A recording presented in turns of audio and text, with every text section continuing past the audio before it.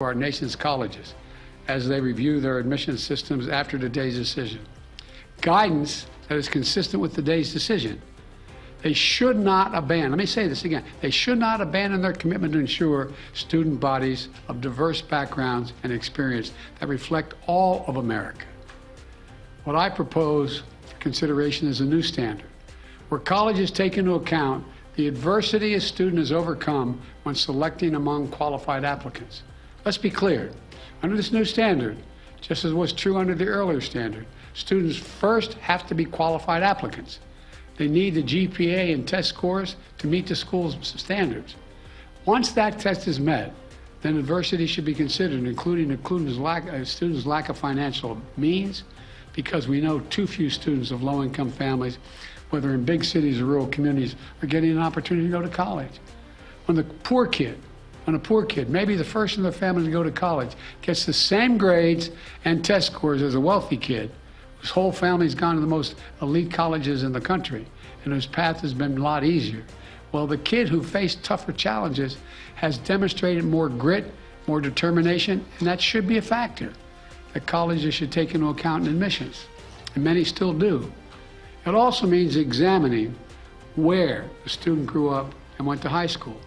It means understanding the particular hardships that each individual student has faced in life, including racial discrimination that individuals have faced in their own lives.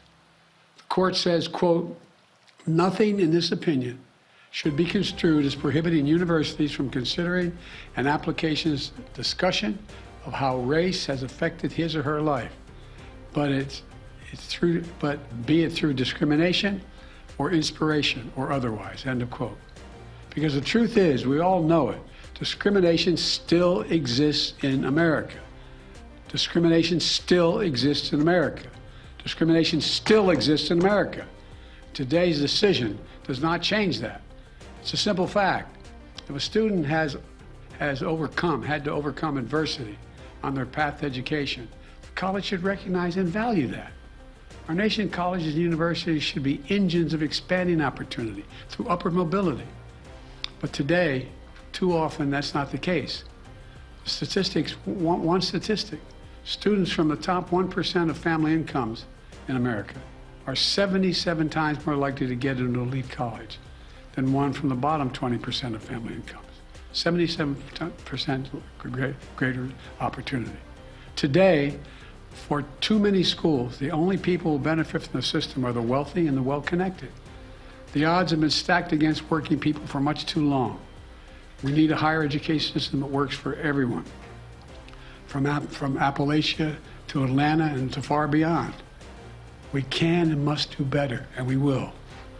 Today, I'm directing the Department of Education to analyze what practices help build a more inclusive and diverse student bodies and what practices hold that back. Practices like legacy admissions and other systems expand privilege instead of opportunity. Colleges and universities should continue their commitment to support, retain, and graduate diverse students and classes.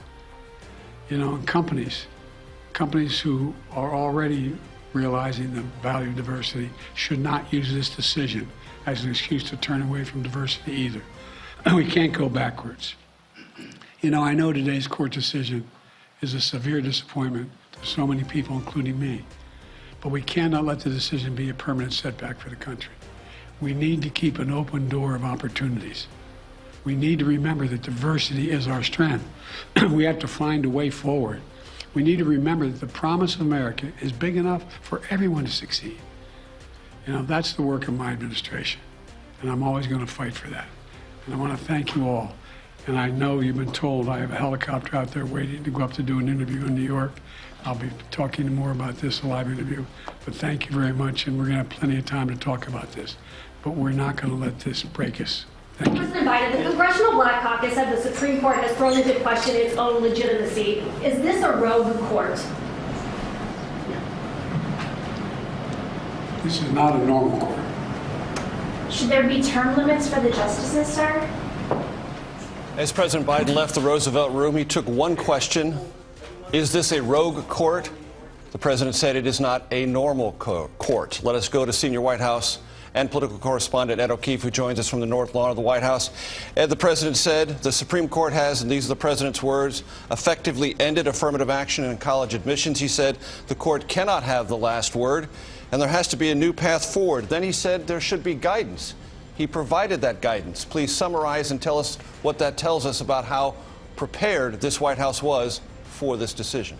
Yeah, they're in a series of cases they've been waiting for this session. One of them that's been reviewed and for which scenarios were prepared is this one. And you heard him say there should be a new standard regarding adversity a student has overcome, and then some other general guidelines.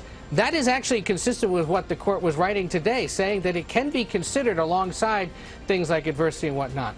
The president is speaking to a country in which a majority believe affirmative action programs should be continued, should be allowed to continue. But on the specific issue of race-based college admissions, just 30% of Americans believe they should be allowed. And so you heard the president there try to clarify what exactly Harvard and the University of North Carolina were up to and how going forward, potentially, race could continue to be a factor. But that signal that he's asking the Education Department to look into this, in plainer English, is I'm looking for some kind of executive action or clarification I can give to the nation's institutes of higher learning going forward in the wake of this decision. Ed, before I go to Nicole Killian, who's here at the desk with me, after the Dobbs decision last year, there were some in the Democratic Party who thought the White House was slow-footed in its response, did have a comprehensive way to talk about this and respond. Do you detect in this reaction from the president today and some of the specifics you just outlined better preparation? I do, because they've been channeling for the last several weeks that on this case and on the forthcoming decision regarding the student loan forgiveness program, a handful of others, that they have been anticipating potential scenarios and have been preparing potential options for the president. They don't want to talk about them publicly. But there's also been a broader preparation in the political space. And if we can, Major, we should call out some pretty rare and unique comments today from the former First Lady, Michelle Obama. You may have seen this earlier, but she gave a pretty long statement recalling her own personal experience as a student at Princeton and Harvard Law. And in part, she bemoans the fact that, quote, so often we just accept that money, power, and privilege are perfectly justifiable forms of affirmative action, while kids growing up, like I did, are expected to compete when the ground is anything but level. So today my heart breaks for any young person out there who's wondering what their future holds and what kinds of chances will be open to them. And while I know the strength and grit that lies inside kids who've always had to sweat a little more to climb the same ladders, I hope and I pray that the rest of us are willing to sweat a little too. She's also knocking the fact that legacy, whether your parents give to that university, have been a leg up for many people, but there's never been a legal challenge to that. And we should point out, both the president just now and Justice Neil Gorsuch, in a concurring opinion, suggested that that acceptance of legacy, or whether your parents are giving big money to university, should be reconsidered and perhaps done away with. It is a factor at Harvard University as well, which of course was the subject of today's legal challenge. And many institutions around our country. I want to bring in congressional correspondent Nicole Killian. Lots of reaction on Capitol Hill, though Congress is not in session in preparation for the long Independence weekend that approaches. Some of the reaction that's most notable to you, Nicole? Well, certainly a lot of the reaction has fallen on party lines. Of course, you have a lot of Democrats who are criticizing this decision. Many Republicans, though, supporting it, saying that this is a welcome step. For instance, take Speaker Kevin McCarthy, who says now students will be able to compete based on equal standards and individual merit. This will make the college admissions process fairer and uphold equality under the law. We heard similar sentiment from Minority Leader Mitch McConnell, who said that the Supreme Court decision is a long overdue step. That being said, though, you know, again, when you look at what Democrats have said, for instance, Leader Hakeem Jeffries, the first black minority leader in the House, he said that the court has turned a blind eye to systemic racism, which I think is a point that you heard President Biden make, and one that stuck to me. You know, the discrimination still exists in America, and I think that is the debate and the argument that we saw from the justices today as well, where you have Chief Justice John Roberts arguing eliminating racial discrimination means eliminating all of it, but yet you have someone like Ketanji Brown Jackson in the dissent saying deeming race irrelevant in law does not make it so in life. When you have health disparities, when you still have a racial wealth gap, when you still have housing discrimination. So, you know, are we really equal? I think, you know, when we look in terms of where we are as a society, you know, there's so much of an argument about, are we in a post-racial racial society. And here you have some Democrats saying, no, that discrimination still exists. That's why these policies should still stand, which is why the president is proposing additional action. Thank you so much for that, Nicole. Joining us now is our CBS News legal contributor, Jessica Levinson.